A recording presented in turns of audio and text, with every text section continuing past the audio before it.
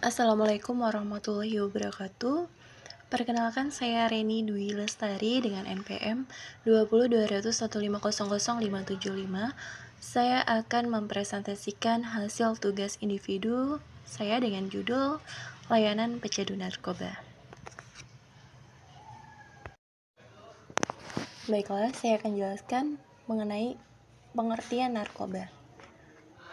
Narkotika adalah zat atau obat baik yang bersifat alamiah, sintetis, maupun semi-sintetis yang menimbulkan efek penurunan kesadaran, halusinasi, serta daya rangsang. Obat-obatan tersebut dapat menimbulkan kecanduan jika pemakaiannya berlebihan. Pemanfaatan dari zat-zat itu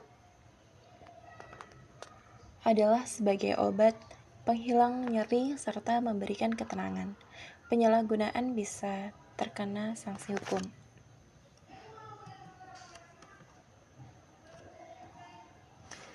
Kemudian jenis-jenis narkoba.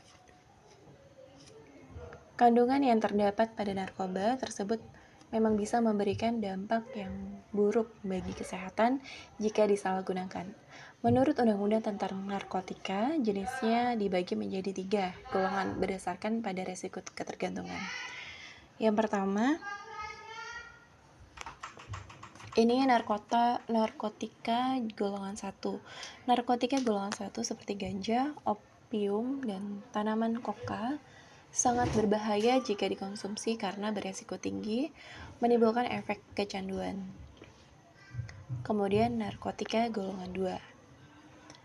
Sementara narkotika golongan 2 bisa dimanfaatkan untuk pengobatan, asalkan sesuai dengan resep dokter. Jenis dari golongan ini kurang lebih ada 85 jenis.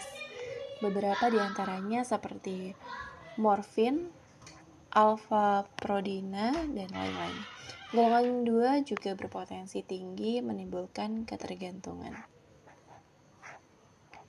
Kemudian narkotika golongan 3.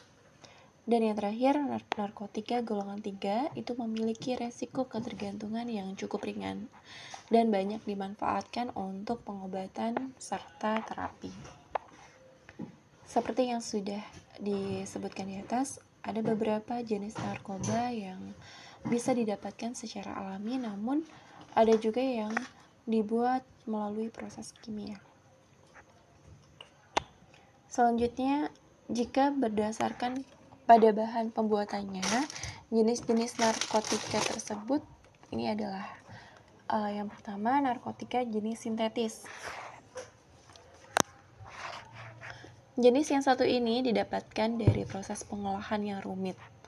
Golongan ini sering dimanfaatkan untuk beberapa pengobatan dan juga penelitian.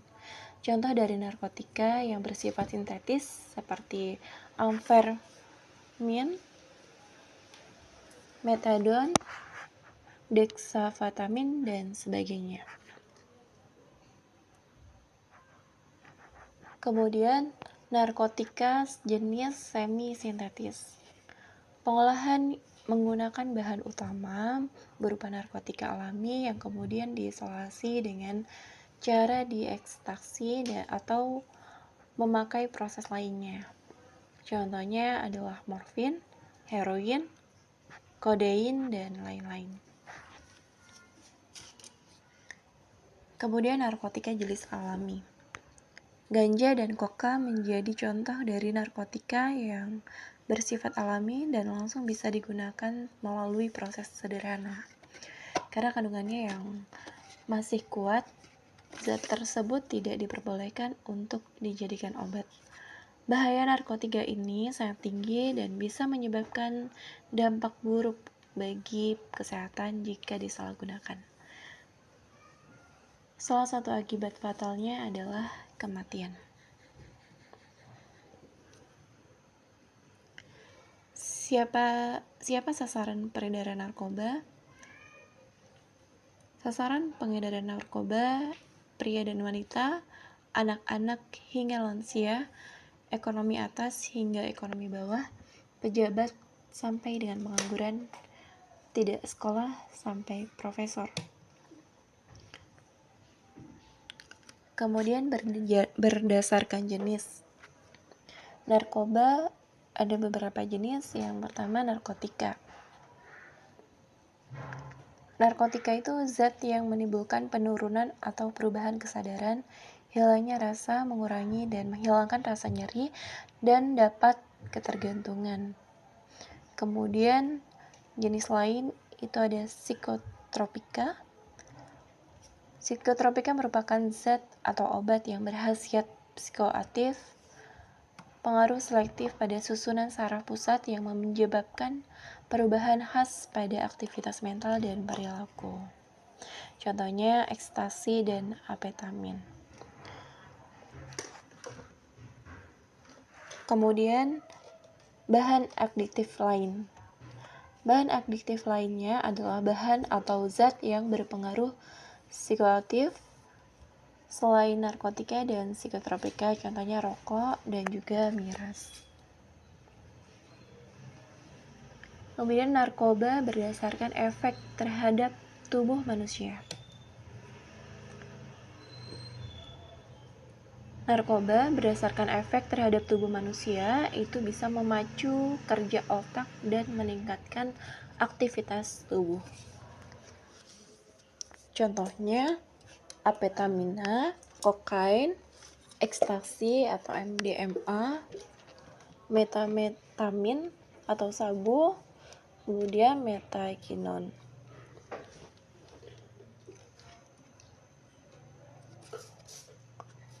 Untuk jenis narkoba berdasarkan efeknya, ini ada halusinogen dan depresan. Halusinogen itu merubah fungsi saraf, panca indera, dan depresan jenis narkoba yang menghambat kerja otak dan memperlambat aktivitas tubuh. Contohnya seperti opium atau morfin, heroin, benzodiazepin atau candu. Kemudian halusinogen, ini contohnya sapabis atau ganja, LSD, jamur psilocybin, inhalansia. Untuk ganja, nama lain ini adalah gele, cimeng, ulak, linting, atau disebut ombok. Gejalanya terlalu ceria, santai, bingung, lemah otak. Dampaknya ini dampak dari ganja seperti gangguan berpikir, malas, gangguan keseimbangan, sulit konsentrasi, dan hilang refleks. Kemudian untuk jenis sabu, nama lain ais, kristal, ubas, batu. Untuk gejala dari sabu seperti sulit tidur, cemas, depresi, dan halusinasi. Dampak dari sabu ini bisa perilaku abnormal, emosional, berhalusinasi, gangguan fungsi hati, ginjal, dan otak. Overdosis hingga menyebabkan kematian. Kemudian jenis ekstasi. Nama lain Inex, pil, flash, hammer. Untuk gejala dari ekstasi ini sulit tidur, cemas, paranoid, depresi. Nah, dampak dari penggunaan ekstasi ini kehilangan ingatan jangka pendek, emosional, sulit konsentrasi, gangguan fungsi hati, ginjal, dan otak. Orang yang terkena overdosis mengakibatkan kematian. Penggunaan jarum suntik dapat menularkan virus HIV atau AIDS. Kemudian jenis lainnya, ini heroin atau putau, nama lain serbuk, putih, smack, jang. Untuk gejala dari konsumsi heroin, ini bisa sulit tidur, cemas, depresi, diare sampai kram. Untuk dampak dari penggunaan heroin, biasanya sulit BAB, emosional, sulit berkonsentrasi, gangguan fungsi hati, ginjal, dan otak. overdosis mengakibatkan kematian. Nah, ini untuk jenis LCD. LCD dibuat dari lapisan narnik asik yang ditemukan di sejenis jamur yang tumbuh di gandum dan tumbuhan padian lainnya. Akibat penggunaan ini harus halusinasi visual, sensasi dan perasaan berubah sangat cepat. Perubahan ini bisa berakibat yang menakutkan dan menimbulkan rasa panik.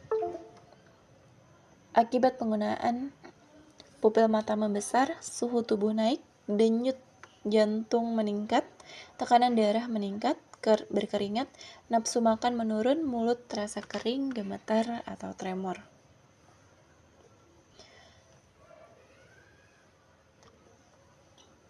Yang ada di lingkungan sekitar kita dan harus kita waspadai itu rokok, minuman alkohol, inhalen, jamur. Kemudian penyakit menular akibat penyalahgunaan narkoba. Seseorang yang menggunakan narkoba bisa berpotensi terjadinya mengalami AIDS.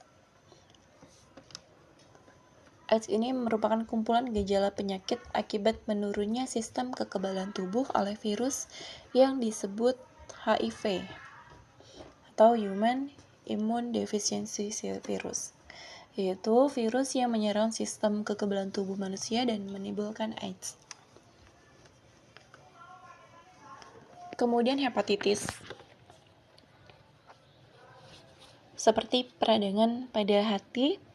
Hati berfungsi untuk membuang zat-zat beracun dari dalam tubuh. Tipe A, B, dan C dengan tingkat bahaya yang berbeda. Ciri-ciri penyalahgunaan narkoba. Penyalahgunaan narkoba seperti mata merah berair, kucel dan lesu, tidak suka mandi, pagi tidur, malam begadang.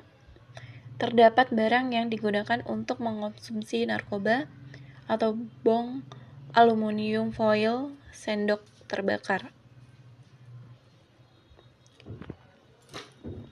Faktor penyebab penyalahgunaan.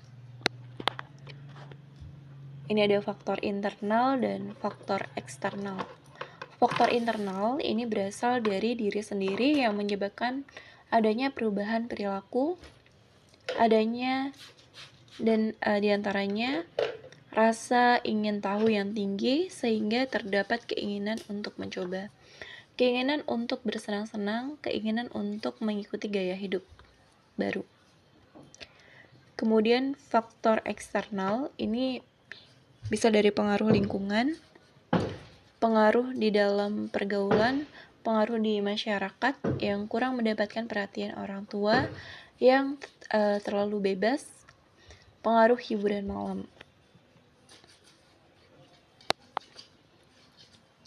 Deskripsi masalah klien. AM adalah laki-laki berusia 23 tahun yang menjadi pecandu narkoba. AM adalah seorang mahasiswa jurusan Teknik Informatika di salah satu universitas swasta di Jakarta.